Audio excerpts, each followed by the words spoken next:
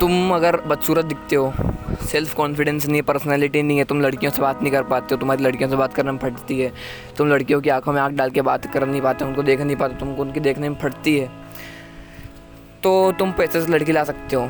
Good bro. अगर तुम ऐसी बात करते हो तो मेरी आगे की कुछ बातें सुन लो, तुमको एकदम सच मालूम पड़ जाएगा। अगर तुम पैसे से लड़की लाने अगर तुम पैसों से लड़की लाने की बात करते हो कि हम पैसे कमाएंगे बहुत और लड़की ले आएंगे, तो तुम मेरी आगे की कुछ वीडियो देख लो, मतलब आगे की थोड़ी वीडियो कंटिन्यू पे देखो, वीडियो छोड़ के मत जाना। बेसिकली तुमको सच का मालूम पड़ जाएगा मेरे भाई।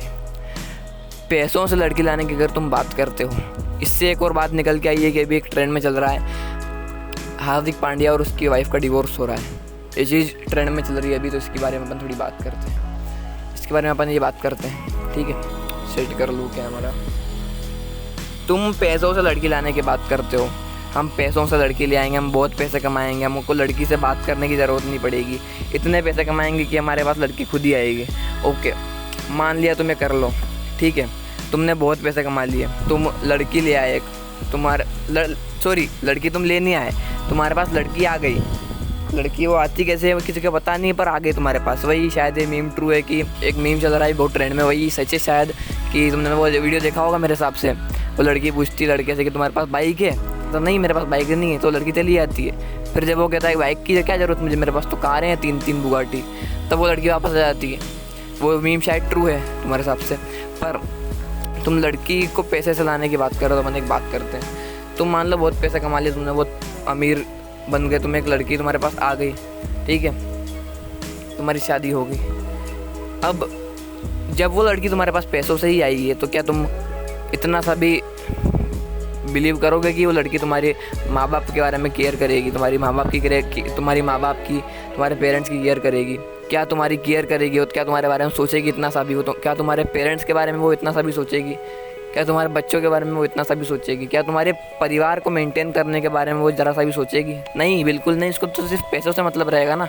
जो लड़की को तुम पैसे से लाए हो, जो सिर्फ तुम्हारे पैसे देख के आई है तुम्हारे पास, तुमसे जिसने सिर्फ तुम्हारे पैसे देख के शादी करी है, उसको तुम्हारे अलग जीवन से कोई मतलब ही नहीं रहेगा। तुम्हारी फैमिली से, उसकी फैमिली से तो रहेगा, पर तुम्हारी जो फैमिली जिसमें तुम उसको लेके आए हो, तुमसे, तुम्हारे पेरेंट्स से, तुम्हारे अगर जॉइंट फैमिली है तो तुम्हारे फैमिली मेम्बर से उसको इतना सा भी मतलब नहीं रहेगा। अपनी ये बात होगी। अब अपन बात करते हैं अपन बात करते हैं हार्दिक पांड्या के बारे में। हार्दिक पांड्या जब IPL चालू हो गया था, तब तुमको पता है कि उसको सोशल मीडिया पे कितना गंदा ट्रोल किया जा रहा था, गाली बक रहे थे मुंह पे उसको, कमेंट में भर भर के गालियाँ दे रहे थे। फिर कुछ समय बाद की बात है, लोग कह रहे थे क्या हैंडसम है हार्दिक पांड्या, यार एकदम पलट गए, कितना हैंडसम दिखता है, कितना सेक्सी है, कितना कूल दिखता है, क्या जॉलाइन है, क्या मस्कुलिन फीचर्स जॉलाइन में, एकदम पलट गए। अब जब बात आती है डिवोर्स वाली बात आई, तब लोग तो बिल्कुल फ्लिप हो गए। मतलब 2 बार फ्लिप मारी लोगों ने, 2 बार पलटी मार ली। पहला तो गंदा बोला, उसको ट्रोल करा IPL के समय के कैप्टन कैसे बन गया तू, फिर बोला कि बहुत बड़ा लुक्स मिक्सर है, तो ये तो जॉलिन इसकी तगड़ी बहुत है, मैस्कुलिन फीचर है, क्या दाढ़ी है, क्या एस्थेटिक बॉडी है। फिर फ्लिप हुए कि यार सबसे ज़्यादा फ्लिप वो जो कह रहे थे कि यार क्या हैंडसम दिखता है, वो ज़्यादा फ्लिप हुए। कैसे कहने लग गए वो कि यार इसने ना टीनेज लव नहीं किया, इसलिए इसको अच्छा प्यार नहीं मिला, इसलिए इसकी लोई 2 साल बड़ी है इससे, इसलिए इसकी लोई इसको छोड़ के जा रही है। देखो कितना अच्छा दिखता है, तब भी कुछ कर नहीं पाया है, इसलिए उसने टीनेज लव नहीं किया। फ्लिप हो गए, वो बोला कि यार क्या बेकार है हार्दिक पांड्या, यार उसको गिरा दिया वापस से। इससे अपने को एक चीज़ समझ में आती है कि सोशल मीडिया के जो सोशल मीडिया के यंग स्टार्स है, जो कि सिर्फ कीबोर्ड वॉरियर्स हैं, इनसे रियल लाइफ में कुछ बनने का नहीं, वो बहुत बड़े चूती हैं। उनकी बात तुम अगर सुन लोगे ना, मान ली अगर उनकी बात, तो तुम्हारा जीवन ख़राब हो जाएगा। अगर जो कमेंट्स में लोगों को ट्रोल आते हैं, बेसिकली कमेंट, सोशल मीडिया जो है वो बेसिकली कमेंट्स ही है, जो लोगों को, इन्फ्लुएंसर्स को कमेंट्स आते हैं कि तुम ये कर लो, वो कर लो, ये कर लो, वो कर लो। अगर उनने ज़रा से भी उनकी बात मान ली तो क्या होना है वो तो बाद में मालूम पड़ेगा। पर वो थोड़े पलटू टाइप के लोग रहते हैं, जो कि कमेंट में जो अपने आप को शेर मानते हो, वो बड़े पलटू रहते हैं, पलट जाते, उनका कोई ईमान धर्म नहीं रहता, वो कभी पलट सकते हैं, वो कभी भी पलट जाते हैं। अब तुमको मैं एक कहानी सुनाता हूँ। मेरी बुआ के देवर हैं, उनके 2 बच्चे हैं, एक मेरे से बड़े हैं, कॉलेज में हैं 3rd ईयर में, और एक लड़की है मेरे से छोटी 1 साल। अब क्या हुआ, बच्चे होने के बाद उनको उनकी वाइफ के एक्स्ट्रा मैरिटल अफेयर के बारे में मालूम पड़ता है। तब वो लोग क्या करते हैं कि लड़ाई झगड़े होते हैं और अलग रहने का फैसला करते हैं। वो लोग अलग रहते हैं, अलग अलग घरों में। अब दोनों बच्चे मदर के पास ही हैं। फिर उनने बेचारे जो देवर है मेरी बुआ के, बहुत एकदम गाय जैसे आदमी, एकदम सीधे साधे आदमी, बेचारे बहुत बढ़िया आदमी, उनकी वाइफ ने उनके साथ ऐसा कर दिया। मतलब अब वो क्या करते हैं, काफ़ी समय होता है ऐसा चलते रहता है, काफ़ी दुखी रहते हैं लोग, वो डिवोर्स फाइल करते हैं। अब जो अपना इंडिया का कानून है डिवोर्स के रिलेटेड, जो कि बहुत अच्छा कानून है, वो क्या बताता है अपने को कि अगर जो हस्बैंड है उसको अगर डिवोर्स चाहिए तो फॉर नो रीज़न वो क्लेम कर सकता है डिवोर्स, और कोई उससे पूछेगा नहीं तुमको डिवोर्स चाहिए क्यों।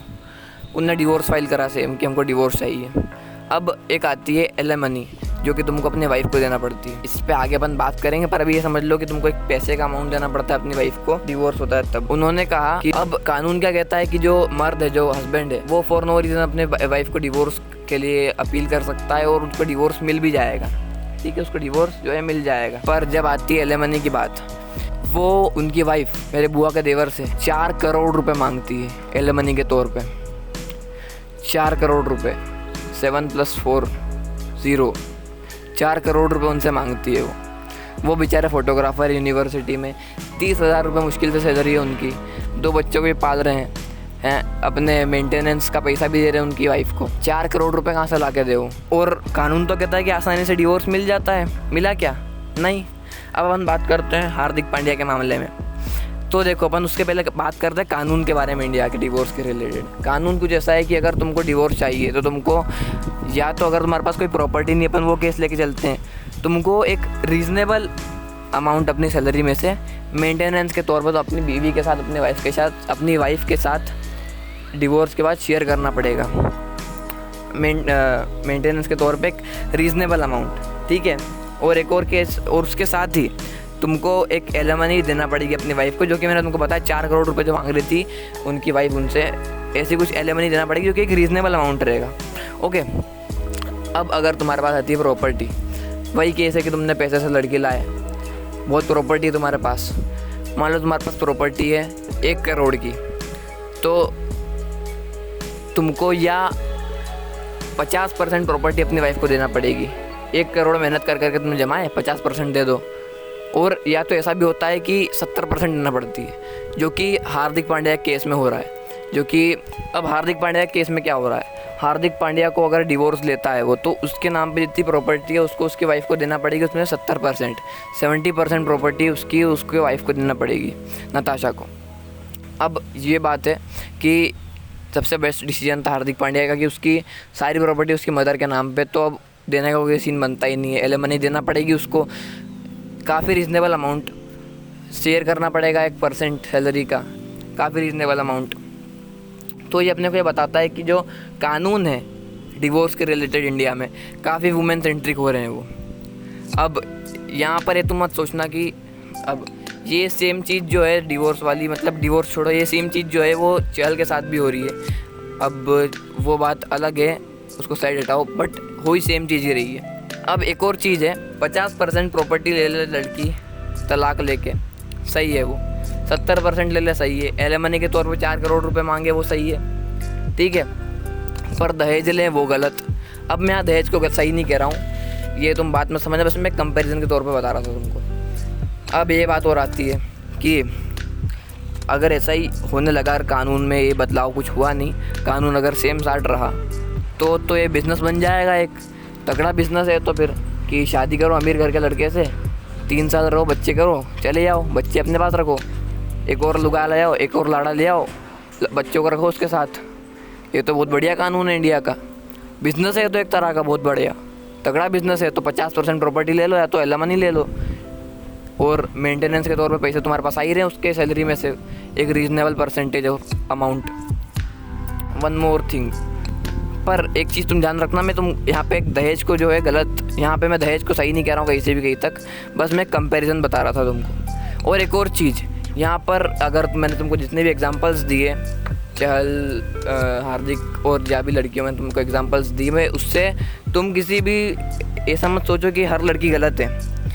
हर लड़की को मैं गलत नहीं कह रहा हूँ, मैं सिर्फ तुमको एक, देखो जैसे वेदांत अग्रवाल को देख के हर लड़की को जज नहीं किया जा सकता, जैसे कि अजमल कसाब को देख कर लड़के को जज नहीं किया जा सकता, वैसे एक लड़की को देखकर पूरी सोसाइटी को जज किया नहीं जा सकता है। पूरी लड़की जात को अपन गलत नहीं कह सकते, ये बनी हुई बात है, फैक्ट है, और नहीं करना चाहिए। जो करते हैं पागल हैं कि इसने ऐसा कर दिया बेकार। एंड्रू टेट ऐसा बोलता है पूरा लड़की बेकार, एंड्रू टेट ऐसा बोलता है पूरा लड़की टॉक्सिक, ठीक है।